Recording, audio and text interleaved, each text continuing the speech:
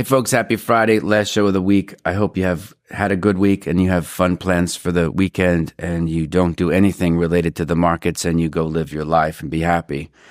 So as we speak about, designing a system when you're just starting out, I think I should have highlighted yesterday, I really believe one of the most important things that you need to understand is how much you're willing to lose on a per trade basis. Because a lot of people don't want to lose money. And so what ends up happening is they never find a way to put on any trades because they want to keep making sure and double checking. And it's like ready, aim, aim, aim, aim, aim, and they don't shit or get off the pot. Then the thing moves against them and then they have regrets because they didn't get into the trade that they had seen happening unfold right before their eyes. So my whole take on these things is this. Is that you need to have a clear vision of where you want to be and then understand that as you have an account that's funded, do two things. Don't take off a winning trade just because it's at the end of the day. You don't necessarily have to develop into a day trader. If that's the way God wants it for you, then by all means do it. But I wouldn't come to the market and say that's what I want to be. Because until you've tested all those models, you really don't know what one is best for you. You see what I'm saying? So let the nature of how the markets work help you figure it out for yourself. Two, there is a lot of talk about the ever-changing amount of money that you risk on a per-trade basis. Back when I started, people were risking between 2 and 5% of their account balances on, and these were pros, mind you. These weren't people with 5K where you're way underfunded, right? Where you kind of have to, you don't have to, but you almost invariably have to take bigger bet sizes because you don't have enough money and there aren't enough instruments out there for you to trade. Now, you could trade micro contracts for sure.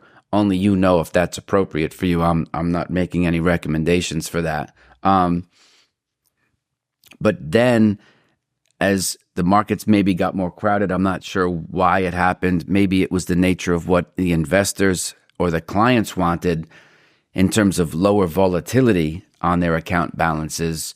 Bet sizes like commissions have been compressed.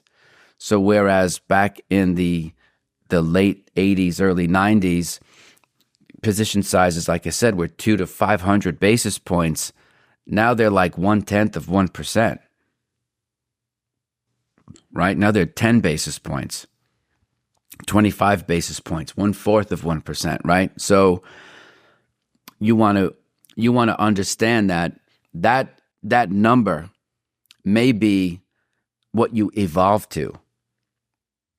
Once you know that your system has positive expected value and you have what we call a trading edge, because you can discover a trading edge and figure out that you can create alpha by risking $10. You could trade one share of Amazon, right?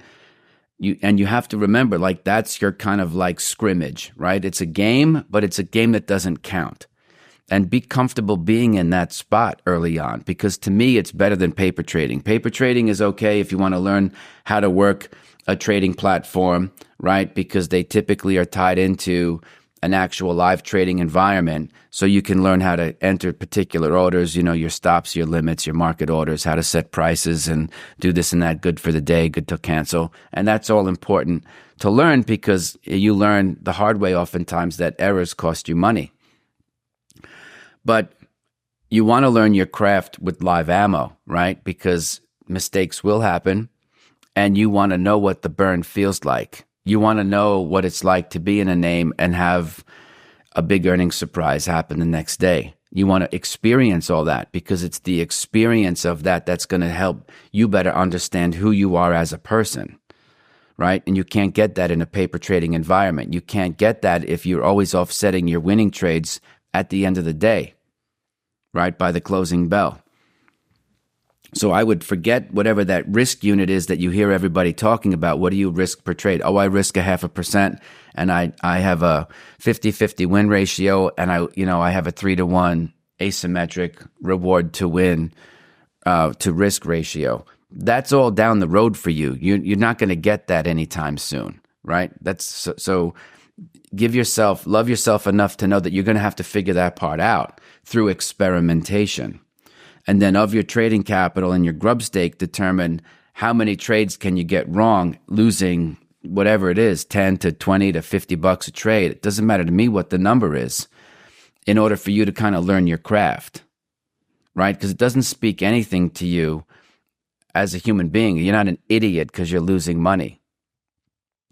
And if you're a guy, women tend to be better, in my experience, and the women that I've worked with and coached, they tend to be much more emotionally mature about that. They realize it's part of the process, and they're much more willing to feel their feelings.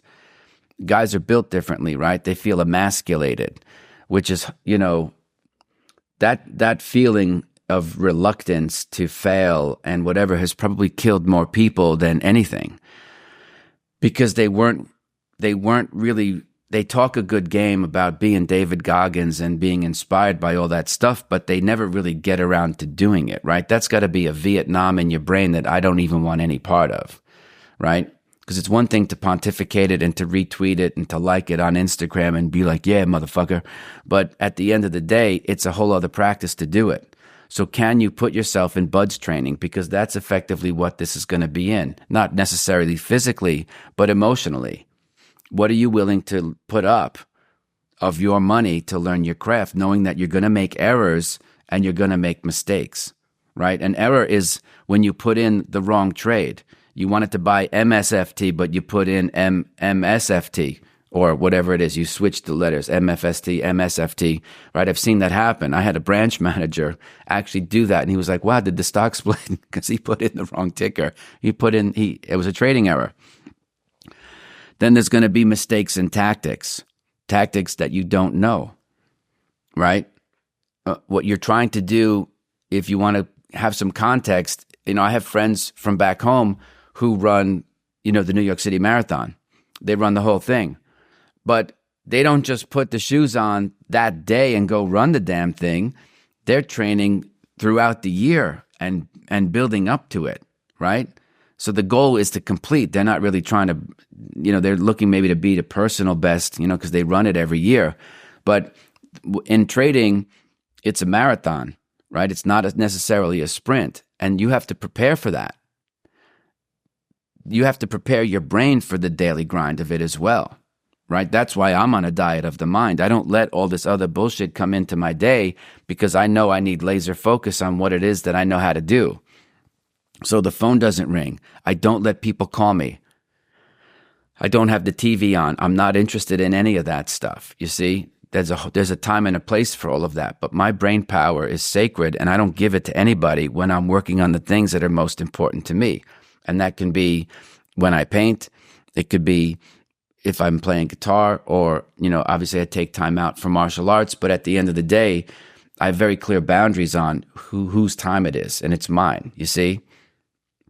So you need to figure out, if this is a marathon, how much time are you going to train? Are you going to give yourself 3 or 6 months to figure it out, where you're actually taking real risk, losing, like I said, risk $10 a trade? I think there's a firm out there that kind of starts people doing that too, because it gets them used to the fact that they're going to lose money.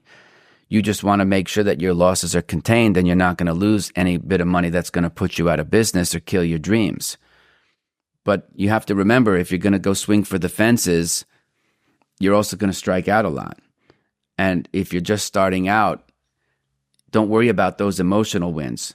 Worry about finding the rules that you're compatible with, that give you a trading edge. They help you create alpha. They have positive expected value. And you know that on some days there might not be setups for you. So you have to wait and come back tomorrow.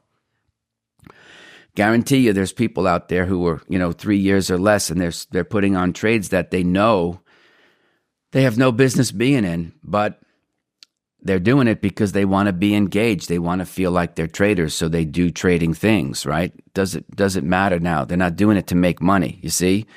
Then you mature even more, and you're like, okay, well, there's no setups for me today based on the criteria that you have. And so we'll come back Monday, come back Tuesday. That's just the way it is. So I would not worry about then, in summary, about what your optimal risk unit is right now, because what you're trying to do is learn your craft and figure out, can you actually make money with small bits? Because then it's easy to scale. That's the easy part. So while you're figuring it out, do it hyper small and then worry about graduating to what you think your optimal position size would be. Because that's where you're going to make and lose the money that you want to make, is that it's all in the position sizing. But at the beginning, you're just experimenting. So why would you, why would you, you wouldn't have to worry about optimal position sizing at that point. Anyway, it's been a great week. I hope you've had a lot of success and you've learned a lot about yourself. I always appreciate you being here. Please like and subscribe, and I'll see you Monday.